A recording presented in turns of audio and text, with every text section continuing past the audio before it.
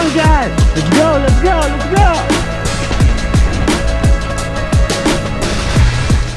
Hello everyone. Gerai, kai ką gali suprasti iš jų tos kalbos. What we said here in Lithuanian is that it's funny that in Latvian some words sounds very similar as in Lithuanian, so what the commentator said here was 30 sekundės or something like that, which in English means 30 seconds after the start, and in Lithuanian it would sound 30 sekundžių. So we have some similarities between Latvian and Lithuanian Baltic languages. And if you happen to know why there was a silence in the beginning of the start, let me know in the comments, because maybe it's just a common practice, or it was silence meant for something, but this we couldn't understand in Latvian, unfortunately. Here we'll see some statistics out of Strava. It's not official data from the participants, but just what users publicly shares on Strava, so you will see something like this on the left side for more in this video, and also in the full onboard. So here in the start finish straight, I decided not to make any overtakes, because in my imagination world I expected that the grass up front will be a better place to do so. But once I hit this double track, I understood that my imagination world just collapsed, because it takes a lot of power to do overtakes on this type of high grass on the side. So I kind of tried it, but quite fast understood it's not going to lead me anywhere far away, so I just remained afterwards over the participants. I started from last gate because my number was 156, and you can see that if you start there, it requires to take some risk and even get dirty.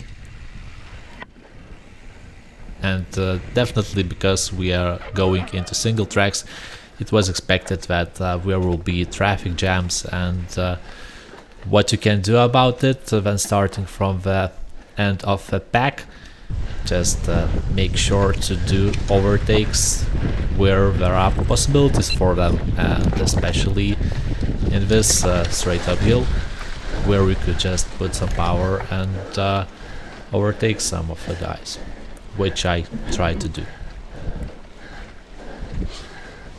But knowing that this track further down the line will lead into the few of the drops, which we already saw the day before on Saturday, so it didn't promise anything fast. So we can see that for sure, because everyone started in a mass start, there will be a lot more jams coming into the single track. And again, maybe the guys in front are with hardtails, and in that case that's certain they don't want to do that jump. But I love this part of the track, and I wished there were more of that. Easy for me to say that I'm on full suspension bike, but I guess guys do jumps on hardtails too, and it's just a matter of skill set and preference. So this was a pretty simple track, single track here, but you can see that it caused a lot of stops, and you just have to go off a bike, go on your foot, and expect that it will start moving fast. Sorry. Yeah, I just stopped someone from the back of me, but there was no other chance.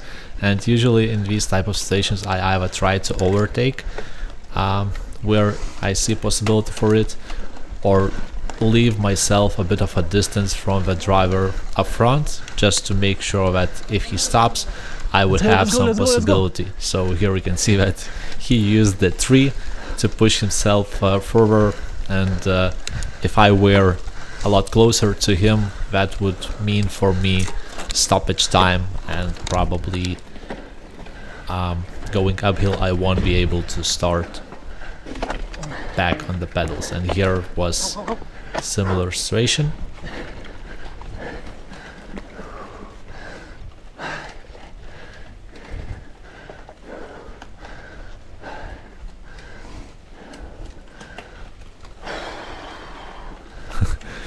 My breathing explains everything, so I would wish to move a lot faster here, but conditions are conditions, and maybe you can run on your foot to move faster here. Again, beautiful section with the drops there. Maybe it's just not drop but jump. And we are still in the same single track. Probably it's like 6 or 8 minutes, and you can see that someone doesn't even try to bother this uphill, but it's pretty dry here comparing to what was yesterday, and because there was a gap between riders up front, I managed to just go up without going from the bike.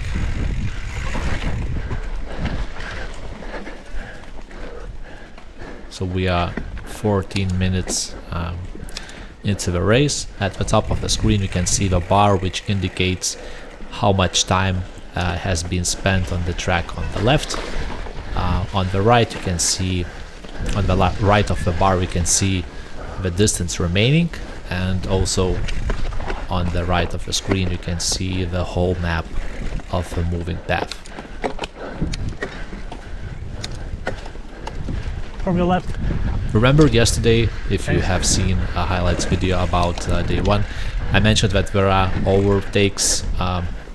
Here you can see I made a loop around the tree, but there were also straight going through that tree with the mini bridge made out of branches, and I decided to go around because all the time someone tried to go straight, they were not faster than me going around it, so that just might have a preference there. And here going into single track, because I overtook those 3 guys already in the past and they used the time I drunk and eaten, I decided to just attack and go into single track up front rather than go afterwards them.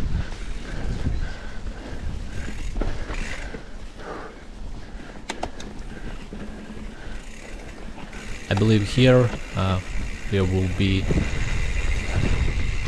muddy uphill, if I remember correctly. And the thing is, first one kind of tried to attack this, while the second rider just didn't bother it at all and get off a bike.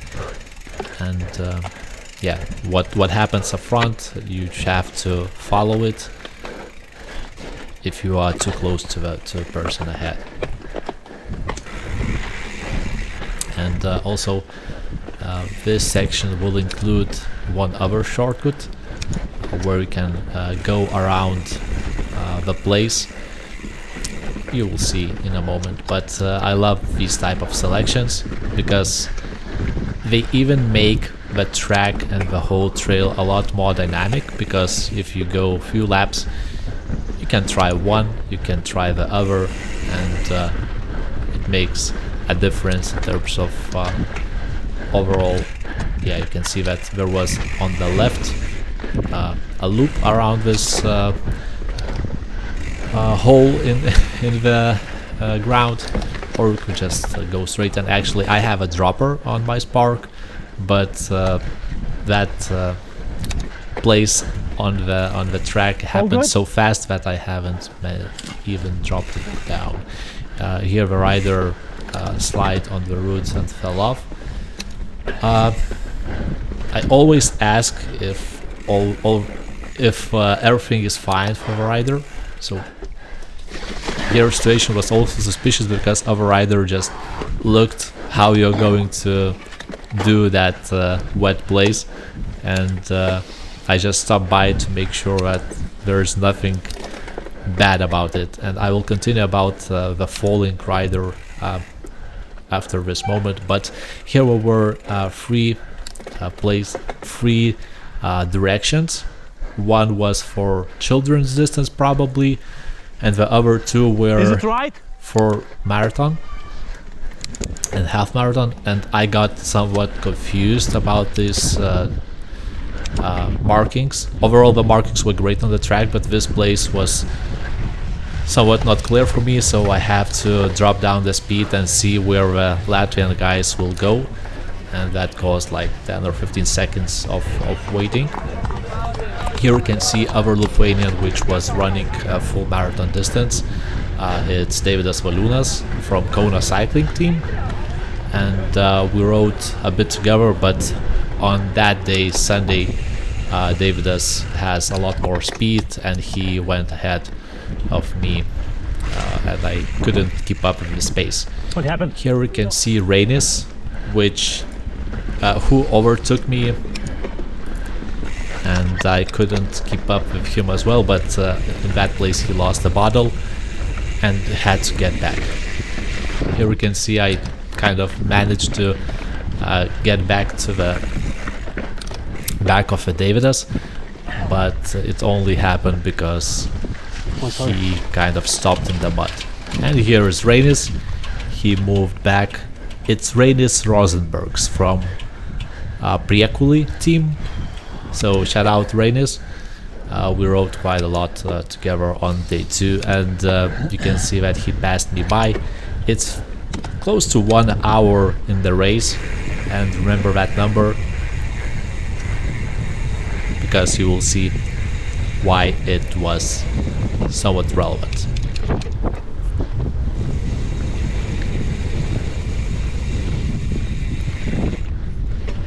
So on day 1, Rainis overtook me in the final kilometer of the track, and here he was also ahead of me at this moment. So this is the uphill which no one tried to attack in the first lap up front of me, but you can see that if you try, there are chances that you can succeed, and if you don't, well, you can always go on foot, even if you tried and failed.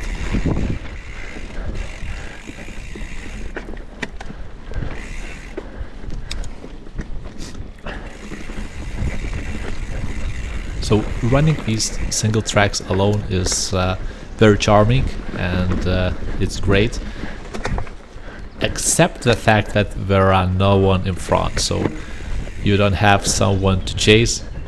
Even if you could see a silhouette of someone in front, that would be a lot better than just going at your own pace. And this was a very beautiful place. The bridges were nicely done. Maybe there was some water from the last few days, but overall the whole place was, I call that feng shui, because it was really nice to ride. And here you can see someone kind of noticeable in front. Not sure yet who was there, but at least it gives a bit of a sense to push forward, and definitely you can always have a look at the power and try to just maintain some certain number of your FTP or something like that. Then you don't have anyone in front, but just emotional sense is a lot better when there are someone around. And eventually it was the same Rainis Rosenbergs, which I managed to catch up. So remember I said that keep the track of the timer, which was around 1 hour o'clock, so it took me 35 minutes to catch back Reynes again, so he was running really fast, at least for our paces. And here was the technical section, where you have to make sure that pedals are not hitting anything on the ground if you want to stay on the bike.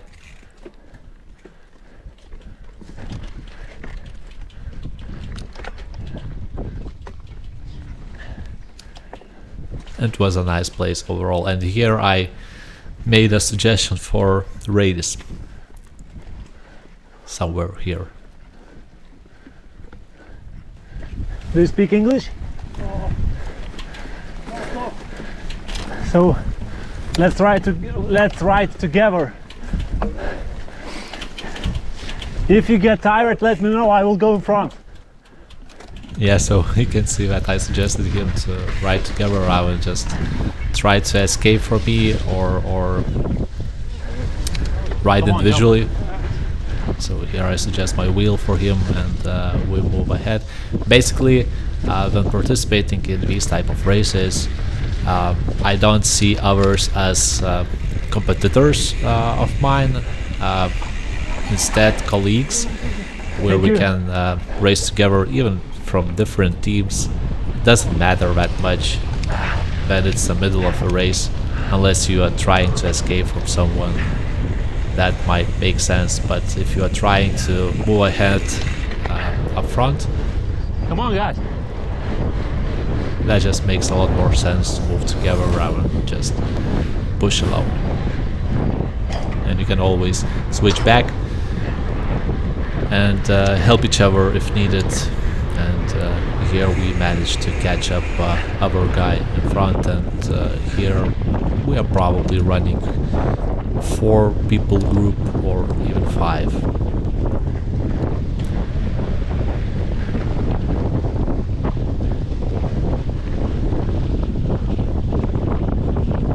So even though it was a headwind, I felt quite strong here, and felt that I have some power in my legs, so I suggested to the guy to go on my wheel. Let me in front. Instead of trying to overtake, I just asked him to move to the side and then just jump on the wheel to continue moving ahead.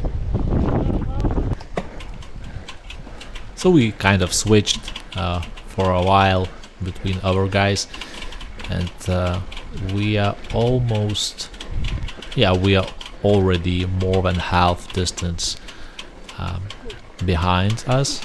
So it's almost 2 hours in the saddle already, as you can see in the top bar. And here again, once we hit uphills, I kind of managed to catch up with guys, but once we go into more technical riding where it requires driving skills, cornering, etc., guys start to get away from me. And that is expected. Everyone knows where are their strengths, so do I.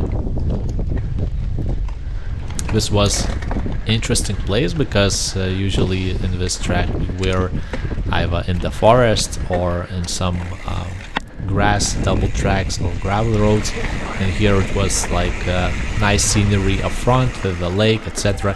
And I saw that there is a corner here where you won't need to go into the water, and I chosen this. The guy from Velo Express Scott, it's Reynes Narters. He kind of looked surprised where I'm coming from, but no, I haven't cut any corners there. So you can see that up front there is a 4 people group, and I kind of have a hard time to catch with them on the gravel, but there is a rule that in a single track or similar track like this, the group will always ride a bit slower than single person.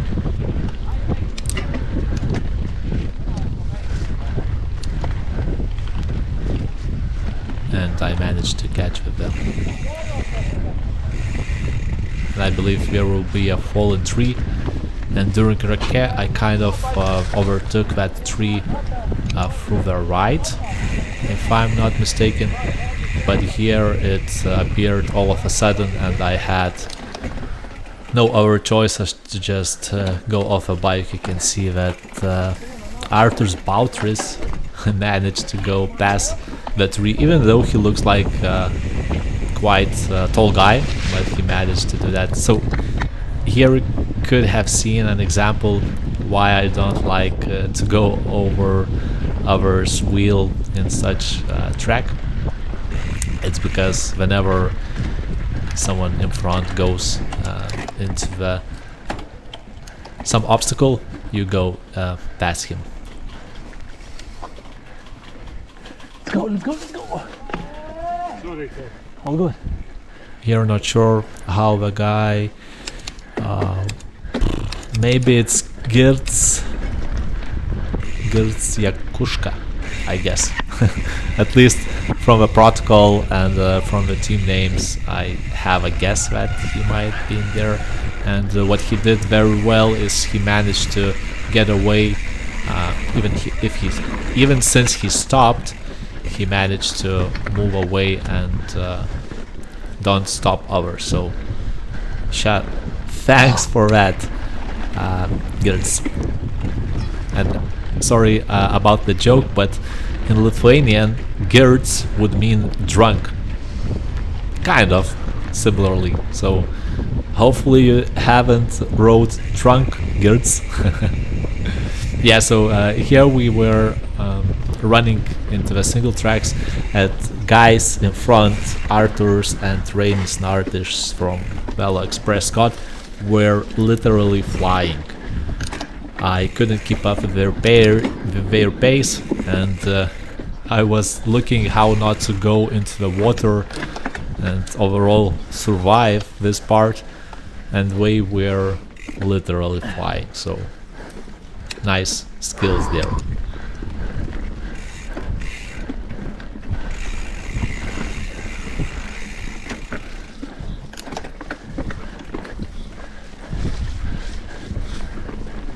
You know that feeling when you look at the video after a race and you kind of think that you could have done better, you could have moved faster, etc. So that's not the case here, because I know how the track looked like, and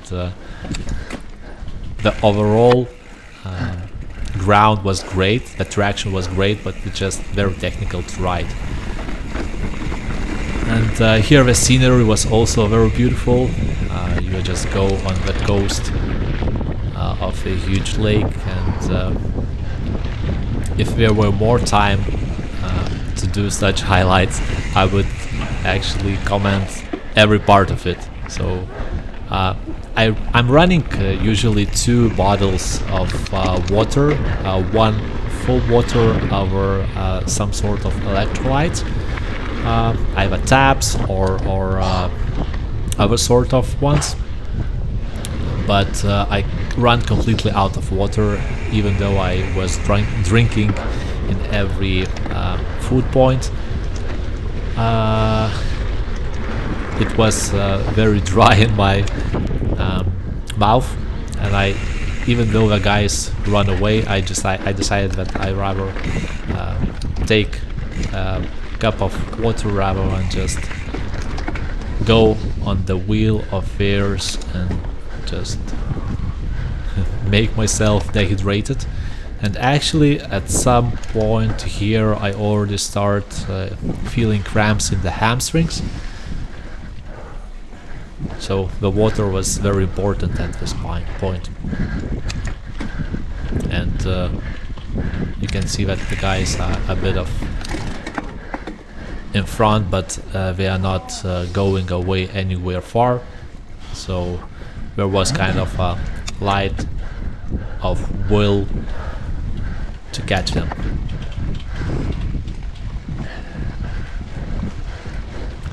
And it was also a very nice place to ride. It was technical, even though with the routes, but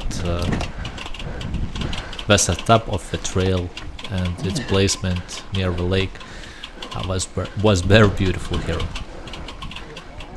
Even though it was steep, so you can see that it was more than 10 degrees grade. This was one of the toughest climbs here. Kas, David? Gyvensi? So Dave is here from Kauno Cycling team. Felt also hamstring cramp. Come on, guys! Let's go, let's go, let's go! Молодец! So here we're shouting, we were motivating each other. Here Arthur's had even more cramps. And thanks for those girls. Even though the marking is completely perfect, this is what tired body and tired nervous system can do for you. You just miss the marks, which are as clear as possible to see, and I almost passed them by. About the Davidas, so he was in front of me most of the race, and he felt the cramps in the hamstring and had to stop because it was unbearable for some moment. So he stretched it, but unfortunately the race for him was not finished completely, but the result went away from him, even though he was riding very strong during the day. So good job, Davis, and hopefully you can sort that type of hamstring issues in the future. Even though this section was technical through the rocks, etc., but at this point in the race, after 2 hours and 30 minutes, it wasn't that much important,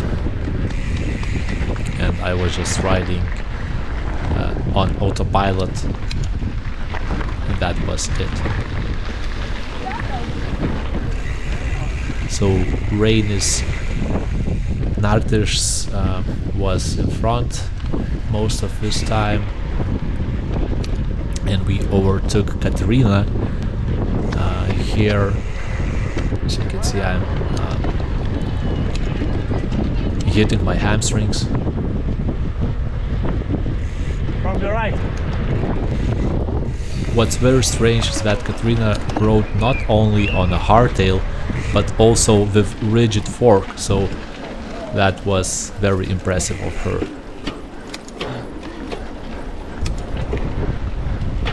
And here I noticed the guy moving quite fast, quite slow in compared to us, but it was moving still at reasonable pace, and I just stopped by to give him thumbs up.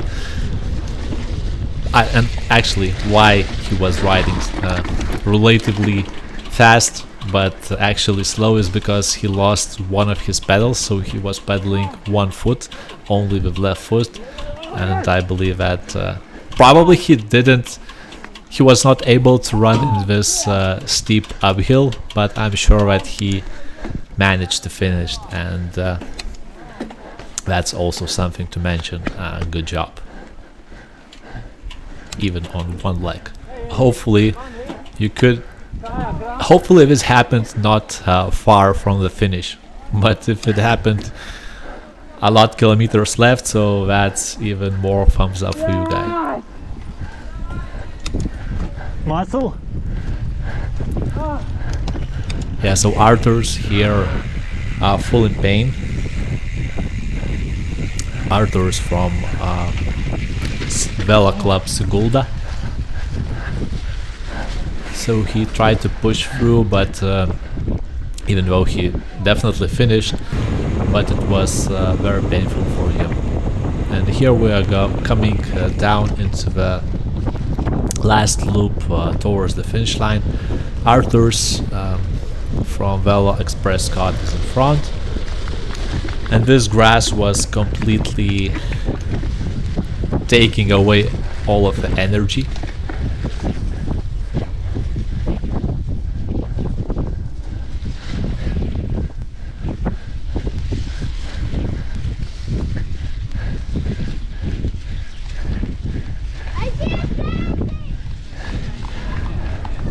here Arthur's looked through the shoulder, saw me behind, but I had some plans left for the finish.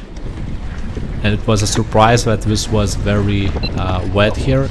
I almost fell down, but again, what's almost, that doesn't count, and I managed to keep up on wheels and overtook Arthur's, Rainis and Arthur's. So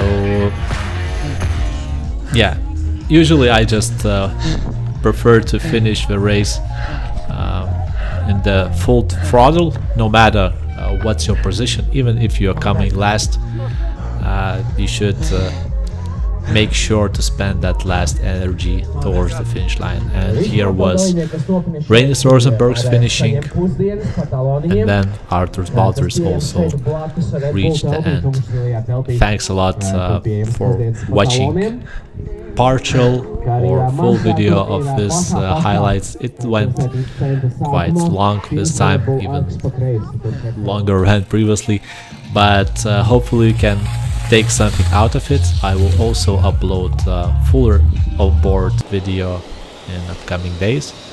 And yeah, thanks for your time, and I hope to see you around. Cheers.